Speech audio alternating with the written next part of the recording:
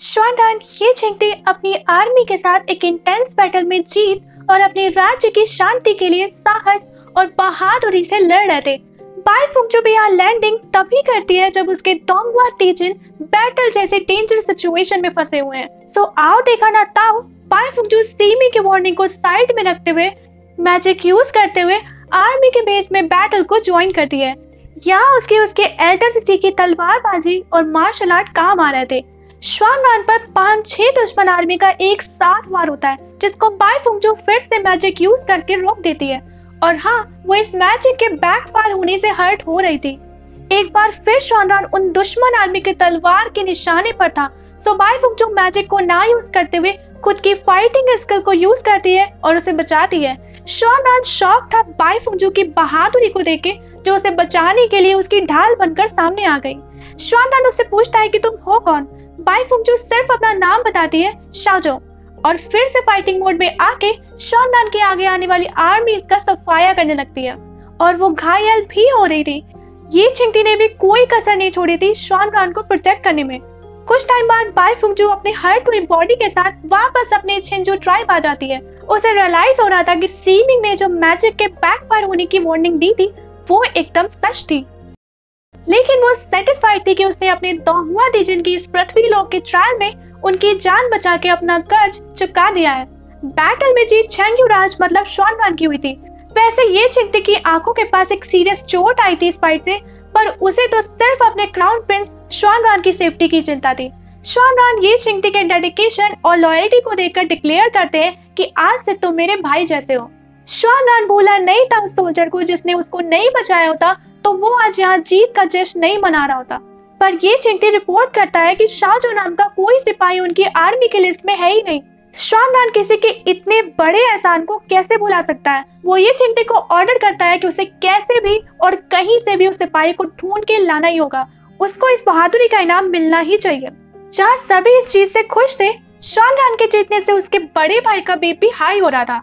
पर इन दोनों के फादर और इस राज्य के किंग श्वानदान की इस चीज से बहुत प्राउड फील कर रहे थे और जिस हिसाब से उनकी तबीयत उनका साथ नहीं दे रही थी, उन्हें अंदाजा हो गया था कि उनके पास दिन बस गिनती के बचे हैं। सो उन्होंने डिसाइड कर लिया था श्वानदान को ये गद्दी सौंपने का। वो श्वानदान को एम्परर टूम के सीक्रेट पैनल में ले जाते हैं जहाँ वो लिंगबी स्टोन रखी गई है। अगर आप भूल गए हो तो मैं याद दिला देती हूँ, ये लिंगबी स्टोन ही सोल लॉकिंग जेड है, पर इन लोगों के लिए ये इस राज्य का खजाना है। किंग लिंगबी स्टोन को बाहर निकालते हैं और श्वानदान को बताते हैं वो स्टोरी कि कैसे उनके ग्रैंडफादर को इस लिंगबी स्टोन ने बैटल में जीत दिलाई थी। सो हुआ ये था कि बैटल जोरदार तरीके से चल रही थी।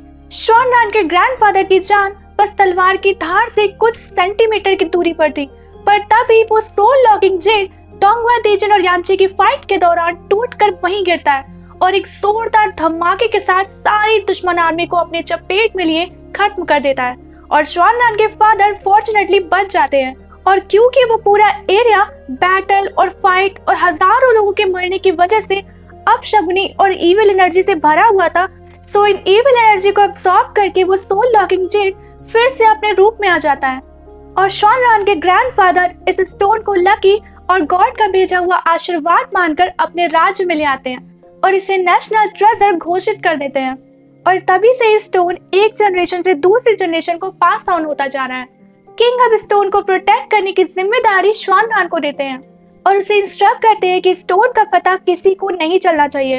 हर कीमत पे तुम्हें इसे किसी और के हाथ में नहीं लगने देना है। श्वानदान अपने फादर को प्रॉमिस देता है लिंगबी स्टोन को प्रोटेक्ट करने का।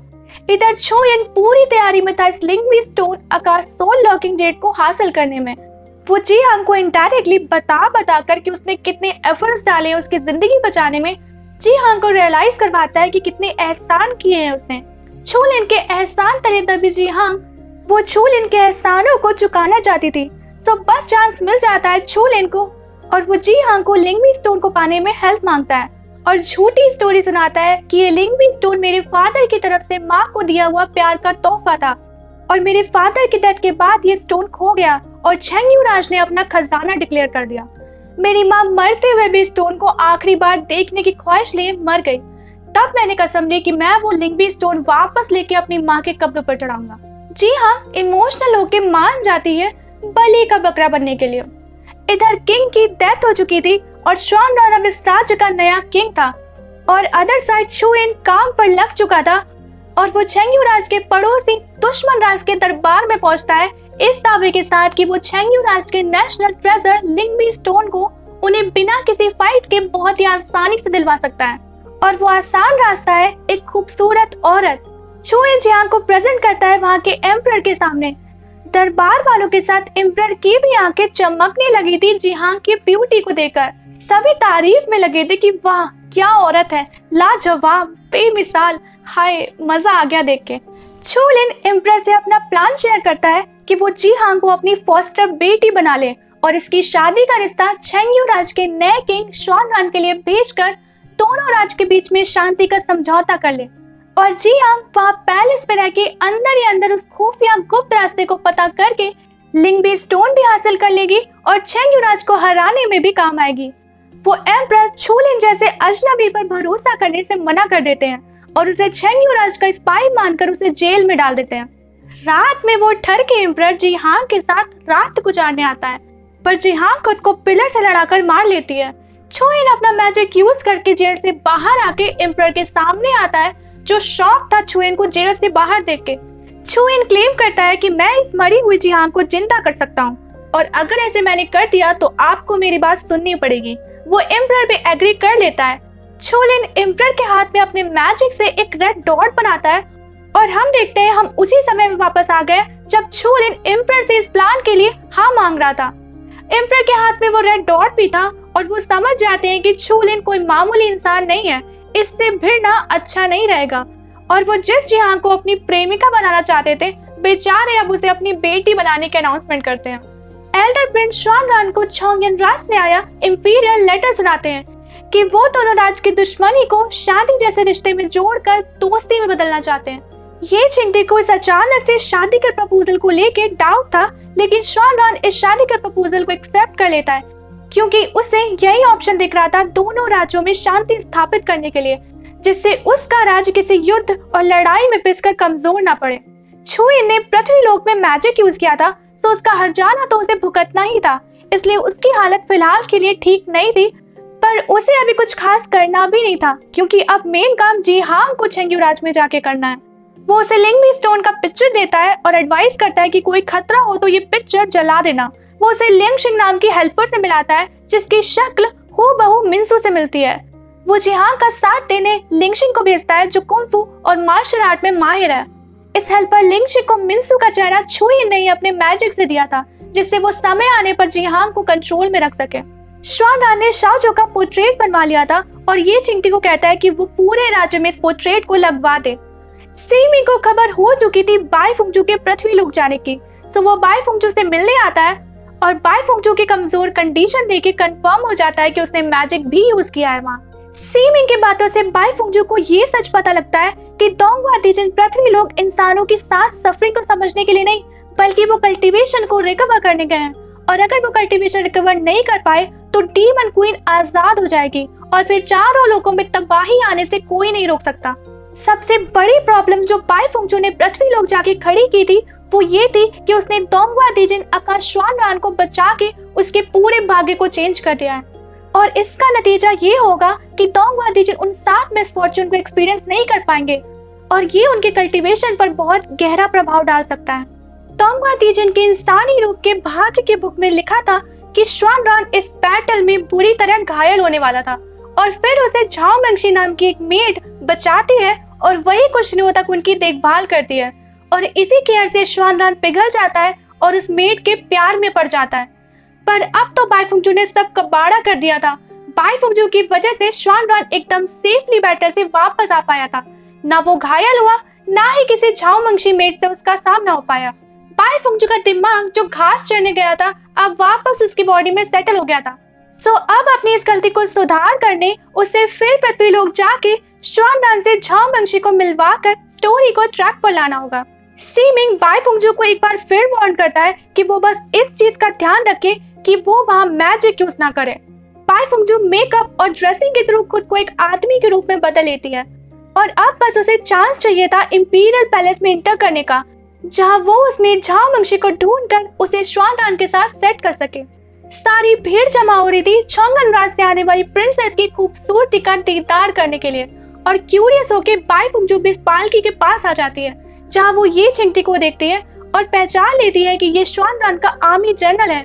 उसे लगता है कि इस जनरल की हेल्प से वो पैलेस में आसानी से एंटर कर सकती है।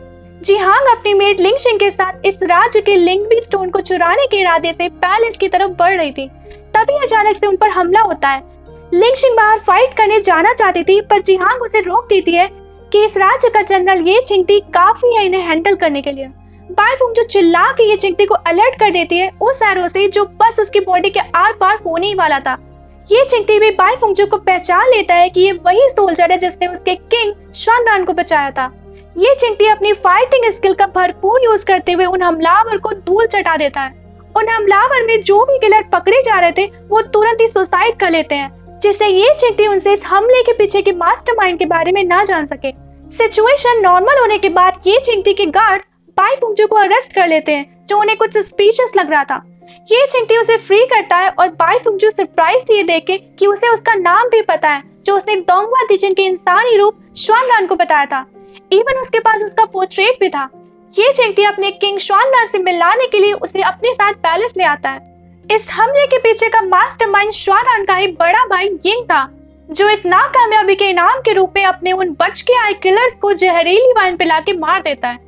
ये चिंगटी जिहांग को किंग श्वानरान के दरबार में प्रेजेंट करता है। यहाँ भी सारे ऑफिशियल दीवाने हो जाते हैं जिहांग के रूप को देखकर, पर श्वानरान पर जिहांग की खूबसूरती का कोई इफेक्ट होता नहीं दिख रहा था। वो जिहांग को अपनी वाइफ के तौर पर स्वीकार करता है और उसे कॉन्क्यूबाइन वॉन का टाइटल देता है।